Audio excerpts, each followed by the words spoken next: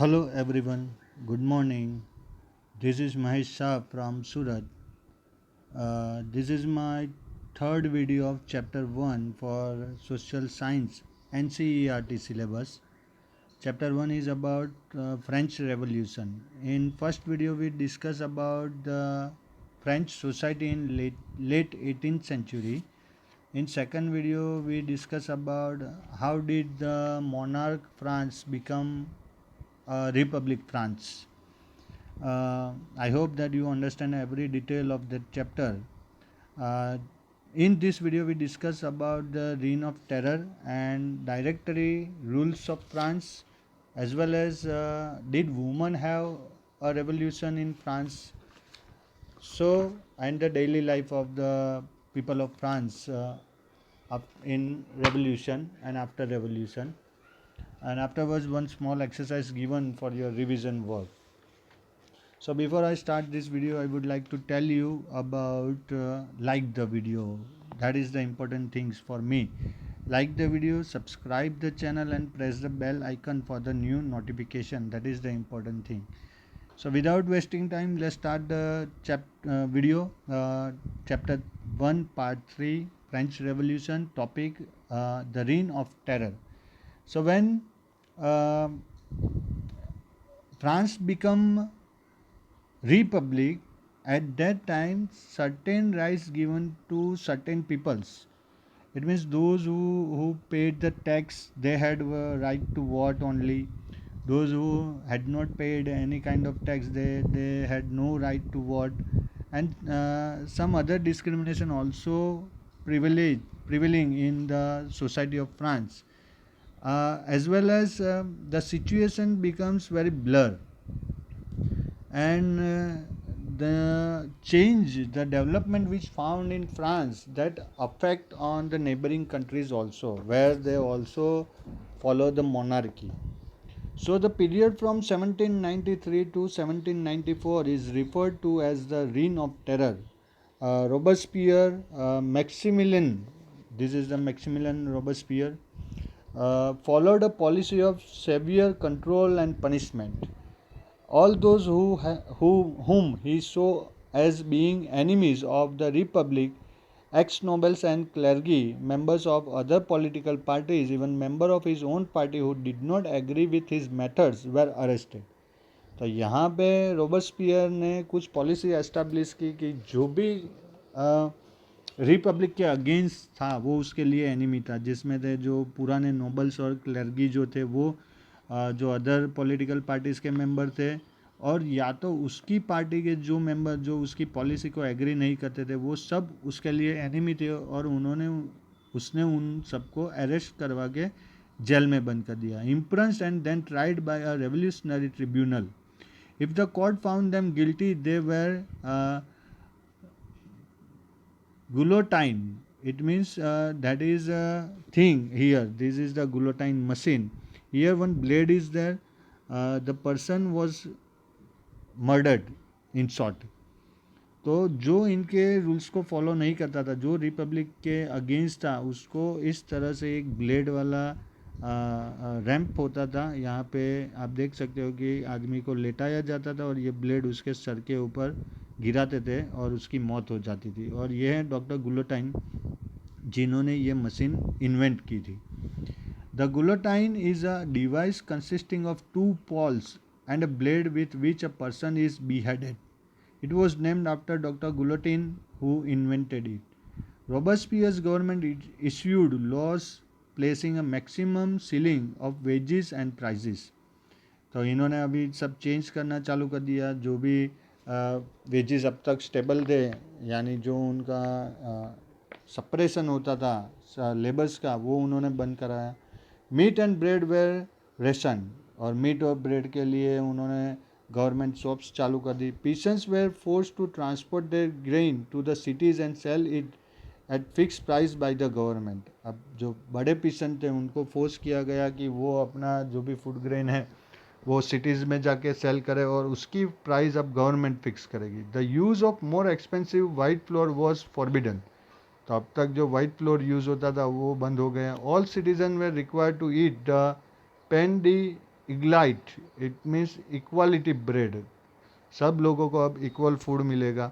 और loaf made of whole wheat, ये एक टाइप का ब्रेड होता है जो वाइट फ्लोर से बना होता है। Equality was also sought to be practice through forms of speech and addresses, इसके लिए स्पीचेस दी जाती थी, ऐसे पैम्पलेट्स डिस्ट्रीब्यूट होते थे। इंस्टेड ऑफ द ट्रेडिशनल मैनेज्योर, यानी जिसको सर और मैडम, यानी जिसको मैडम बोलते थे, और French man and women were henceforth सिटियोन एंड सिटियोनेन, यानी जो सर और मैडम जो एक तरीके का एग्जेक्टिव यूज़ होता था, उसके बदले अब सब कॉमन हो गया। अब खाली सिटीज़न और सिटियोन, मेल जो होते थे उनको सिटियोन, और जो फीमेल होते थे उनको सिटियोनी यानी सिटीजन्स बोला जाता था। Churches were shut down and their buildings converted into barracks और ऑफिसेस, जो भी चर्चेस थे, चर्च जो थे उनको बंद कर दिया गया और उसके बदले वहाँ पे गवर्नमेंट ऑफिसेस बना दी गई। Robespierre pursued his policy to relentlessly that even his supporters began to demand moderation. Finally, he was convicted by a court in July 1794, arrested and on the next day sent to the guillotine. तो खुद Robespierre जो Republic को promote करता था, उसका dominance इतना बढ़ गया था कि फाइनली उसको भी 1794 में अरेस्ट कर दिया गया और इस तरह से उसको मारा गया। तो ये जो पीरियड हुआ वो पीरियड था द रीन ऑफ टेरर, क्योंकि रिपब्लिक होने के बाद में भी जो नोबल्स थे, जो क्लर्गी थे, उनके बीच में एक टेरर स्प्रेड हो गया था कि अगर हमने कुछ भी अगेंस्ट में बोला तो ये लोग हमें मार देंगे। इसकी वजह से ये पीरियड को रीन ऑफ टेरर बोला गया। अब हम बात करते हैं कि डायरेक्टरी रूल्स ऑफ फ्रांस, तो वो क्या थे। तो the fall of the Jacobin government allowed the wealthier middle class to seize power.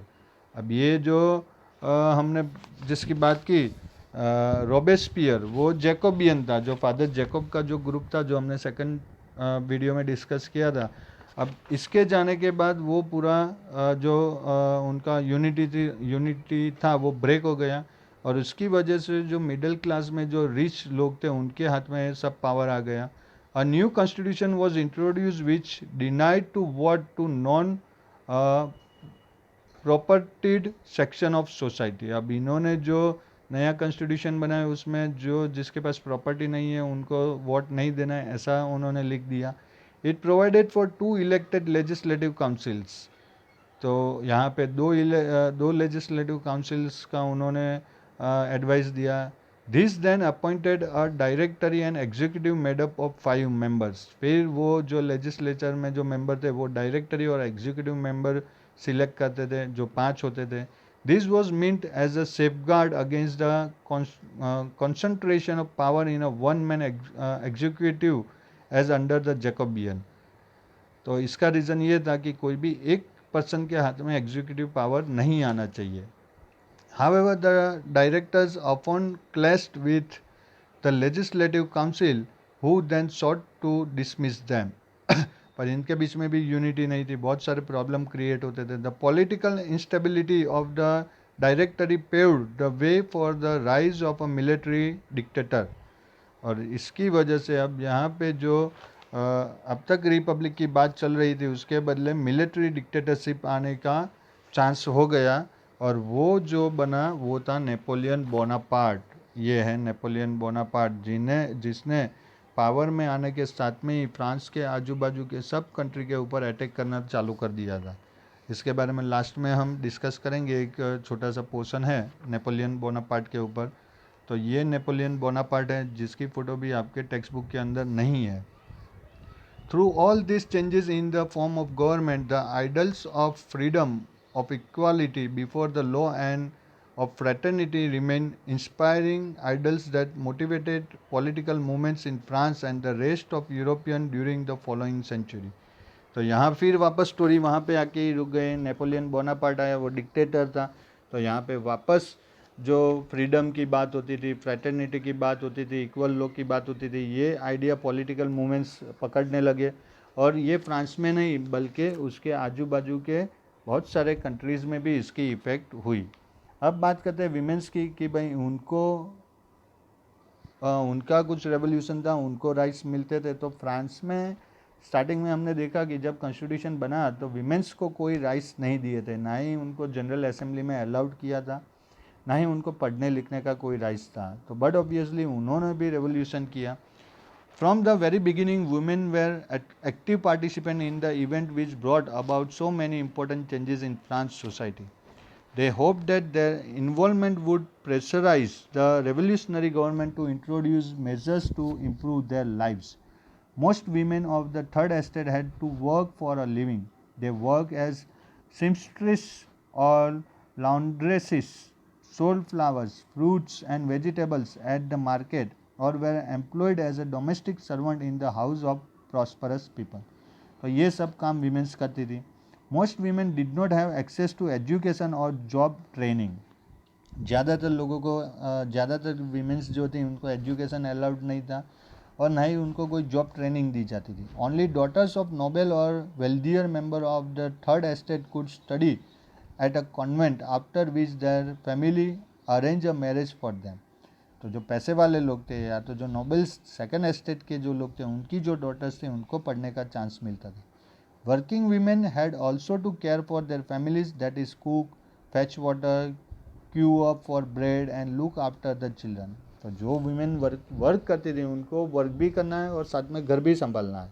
There wages were lower than those of men, और उनके वेजेस में भी काफ़ी डिफरेंस था जो आज की डेट में भी है। In order to discuss and voice their interest, women started their own political clubs and newspaper. फिर विमेंस ने भी अपना रेवोल्यूशन चालू कर दिया, खुद का न्यूज़पेपर चालू कर दिया, पॉलिटिकल क्लब्स चालू कर दिया। About 60 women's club came up in different French cities. The Society of Revolutionary and Republican Women was the most famous of them.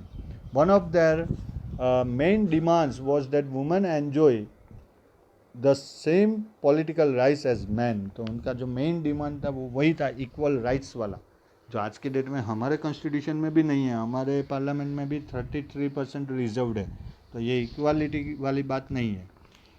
Women were disappointed that the constitution of 1791 reduced them to passive citizen.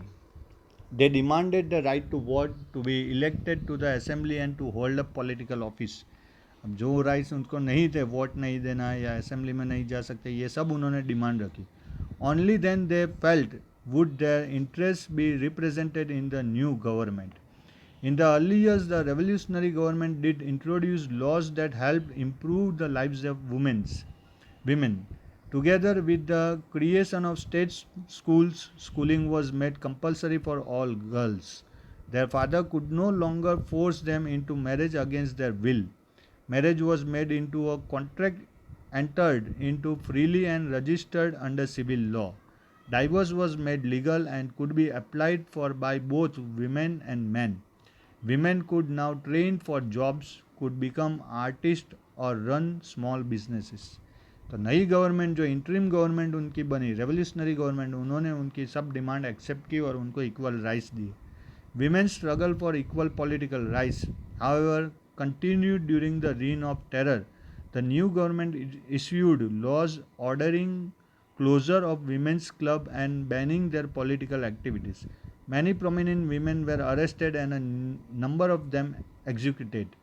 तो जो political government बनी उन्होंने वापस issue बनाया, उनके जो भी rights थे, क्लब्स थे, वो सब बंद करवा दिया और वापस बहुत सारे विमेंस को अरेस्ट भी कर लिया। Women's movement for voting right and equal wages continued through the next 200 years in many countries of the world.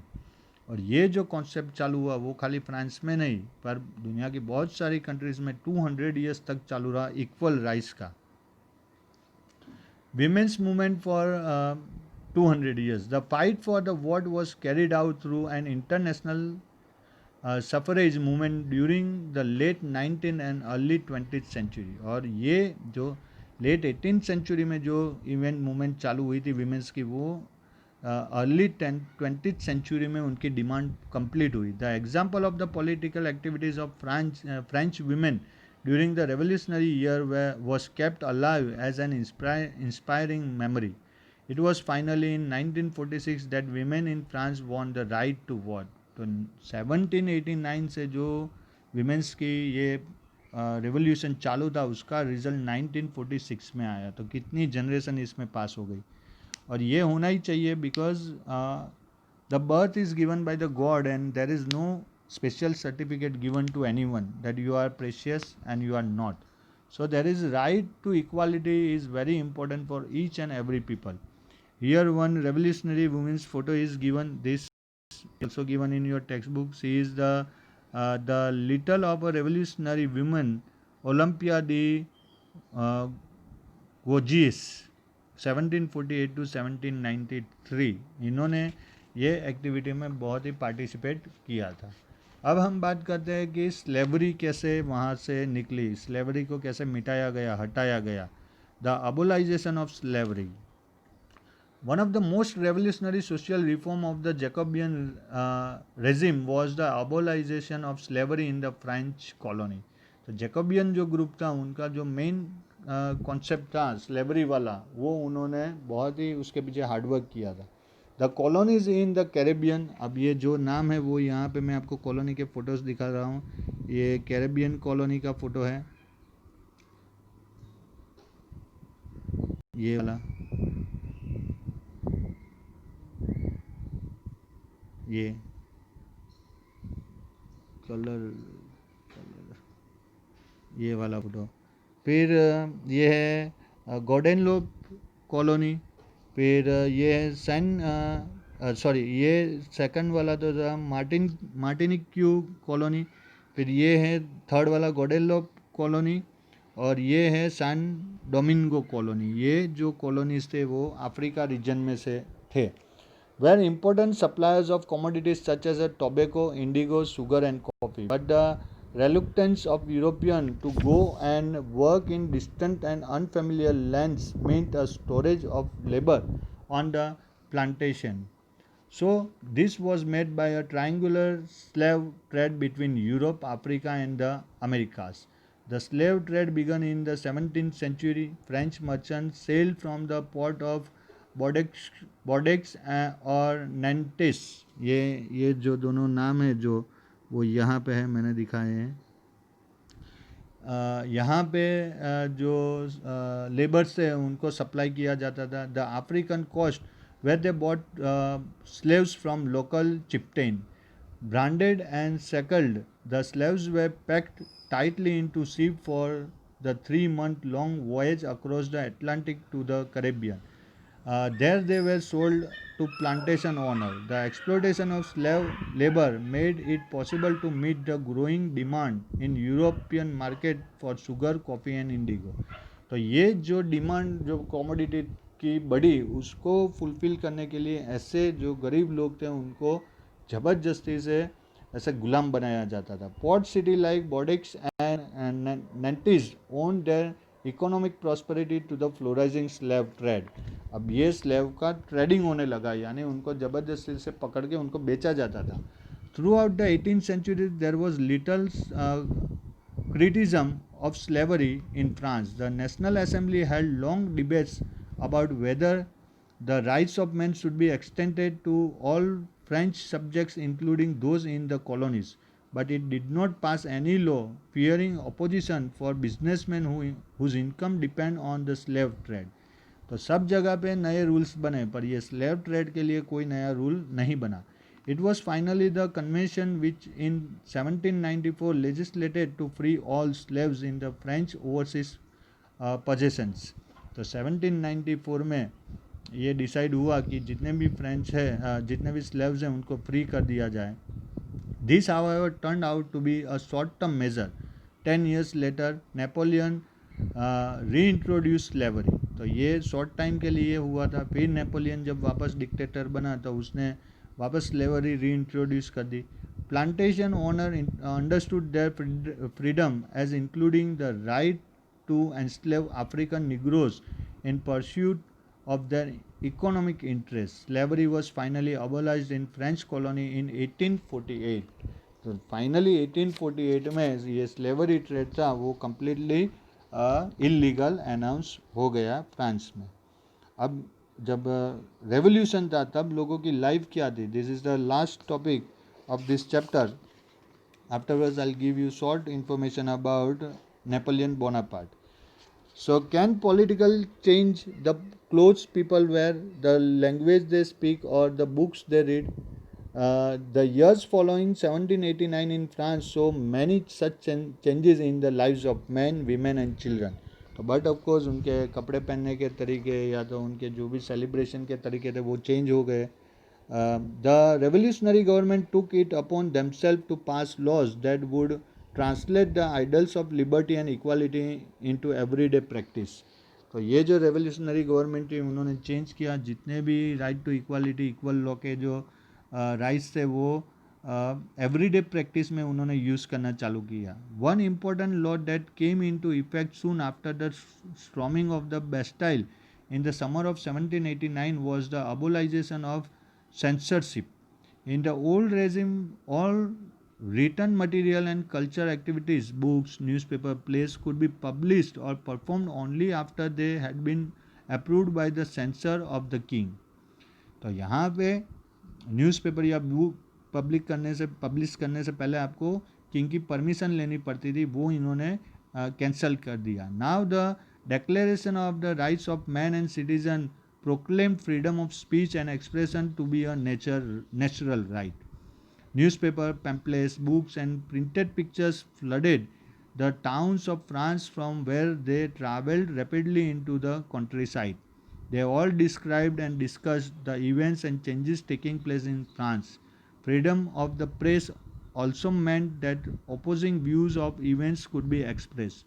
Each side sought to convince the other of its position through the medium of print. Plays, songs, festival processions attracted large number of people. This was one way they could grasp and identify with ideas such as liberty or justice that political philosophers wrote about at length in text which only a handful of educated people could read. तो जब ये newspaper को freedom मिली, book writing के लिए freedom मिली, freedom of expression and speech मिला, तो France में बहुत सारा लिटरेचर लिखा गया जिसमें सब पॉइंट्स के ऊपर बहुत डिटेल में डिस्कस हुई. बहुत सारे फिलोसोफर्स ने अपने नए आइडिया जनरेट किए. बट जो माइनस पॉइंट था ये था कि ये जो बुक्स थी वो कुछ लिमिटेड लोग ही पढ़ सकते थे जिनको पढ़ना आता था. पर बाद में अभी फ्रांस तो काफ़ी डेवलप्ड हो गया, वहाँ एजुकेशन का बहुत इम्पोर्टेंट है. ये वहाँ के जो ड्रामाज होते थे और ये डिस्कशन होती थी उसके फ़ोटोग्राफ्स हैं, और ये बुक लिखी गई है कि कैसी लाइफस्टाइल चेंज हुई. ये नेट के ऊपर से आप पढ़ सकते हो. तो इतनी डिटेल है ये चैप्टर की. रशियन रेवोल्यूशन की इम्पैक्ट पूरे वर्ल्ड में हुई थी और इसके लिए ये बहुत ही इम्पोर्टेंट इवेंट है हिस्ट्री की. अब नेपोलियन बोनापार्ट की बात करें अगर, तो 1804 में Napoleon Bonaparte crown himself emperor of France. 1804 में वो अपने आप को उसने डिक्लेयर कर दिया फ्रांस का king. He set out the conquer neighbouring European countries, disposing dynasties and creating kingdoms where he placed member of his family.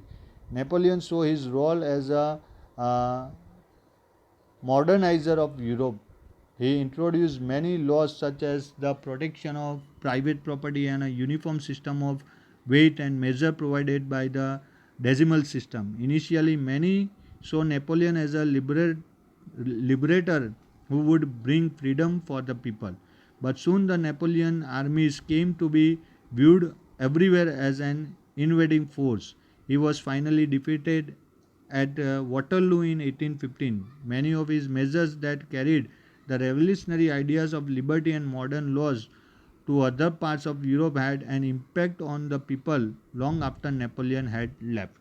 तो नेपोलियन को एक लिबरेटर के जैसे भी देखा गया, क्योंकि उसने जो डेवलपमेंट किया था, यूनिफॉर्म सिस्टम ऑफ वेट और measures provided by the decimal system और प्रोटेक्शन ऑफ प्राइवेट प्रॉपर्टी, ये जो उसके कॉन्सेप्ट है वो पूरे यूरोप में फेमस हुए. The ideas of liberty and democratic rights were the most important legacy of the French revolution. French revolution से जो मेन बात हमें सीखने को मिली वो लिबर्टी और डेमोक्रेटिक राइट्स थे. This spread from France to the rest of Europe during the 19th century where feudal system were abolished. तो ये जो उनके आइडियाज़ थे वो 19th सेंचुरी में पूरे यूरोप में स्प्रेड हो गए और इसकी वजह से फ्रेंच रेवोल्यूशन को इतना इम्पोर्टेंस दिया जाता है। अब यहाँ पे ये एक्सरसाइज है, ये आपको सॉल्व करनी है। इसके रिगार्डिंग कोई भी क्वेरी हो तो आप मुझे टेक्स्ट कर सकते हो। आई होप कि फर्स्ट चैप्टर के तीन वीडियो आपको पसंद आएंगे। जो भी हमने डिस्कस की है वो आपको समझ में आई होगी। और कोई टॉपिक के बारे में आपके पास कोई भी क्वेश्चन हो तो आप मुझे टेक्स्ट करके पूछ सकते हो। और once again, like the video, share the video, subscribe the channel and press the bell icon. We will meet very soon with the chapter 2. That is also very interesting chapter. It is about Hitler, the most dangerous dictator of the world. यहाँ पे हम जो बात करेंगे वो Germany की बात करेंगे। साथ में हम जो बात करेंगे वो रशियन रेवोल्यूशन के बारे में बात करेंगे, जो मैंने फर्स्ट वीडियो में आपको बोला था कि फ्रेंच रेवोल्यूशन और Russian revolution these are the most important event of the modern world. तो उसके बारे में भी डिटेल में हम बात करेंगे और हिटलर के बारे में भी हम बात करेंगे सेकंड चैप्टर के वीडियो में। यूरोप में कैसे सोशलिज्म स्प्रेड हुआ उसके बारे में। तो wait for my next video. If you are having any suggestion then you can send me by text. If you are having major problem then I'll give you my phone number also, you can call me also. Till then, stay home, stay safe, God bless you, thank you very much.